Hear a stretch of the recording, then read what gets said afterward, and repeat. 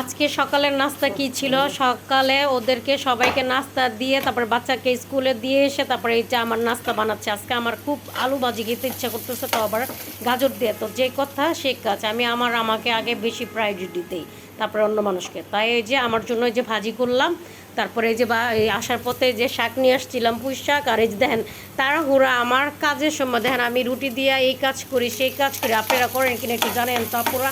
আমি এই যে দেখেন আমার এই কাজটা বসায় দিয়ে কত কাজ যে সারি, তারপরেও কাজ শেষ হয় না। আর গ্রামের আপারাই ভালো, ভাত কয়টা রান্না তো আলু ভর্তা বানাই দেয়, খাইয়া সারাদিন পার করে।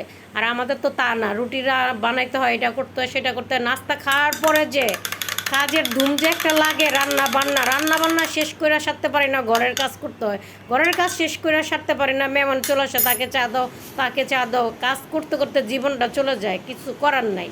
এইগুলো আমাদের জীবন সকাল থেকে শুরু হয়, সকাল থেকে রাত একটা পর্যন্ত শেষ হয় না কাজ। তারপরও আমাদেরকে যদি এই যে বুয়াদের মতন যদি বেতন দিয়ে রাখতে হইতো, তাহলে আমাদের জামাইরা শাশুড়িরা ফকির হয়ে যেত। আর আমাদের যে যারা কাজ করে ঘর মোছা 1 ঘন্টাও করে না তারা, তাই এত বেতন। আর আমাদেরকে যদি এই যে সারাদিন যে কাজগুলো করি বেতন দিতে দিতে তো আমাদের জামাইদের আর শাশুড়িদের অবস্থা ঠিক থাকতো না। ঠিক বলছি কি না আপুরা? কমেন্ট করে জানাইয়েন।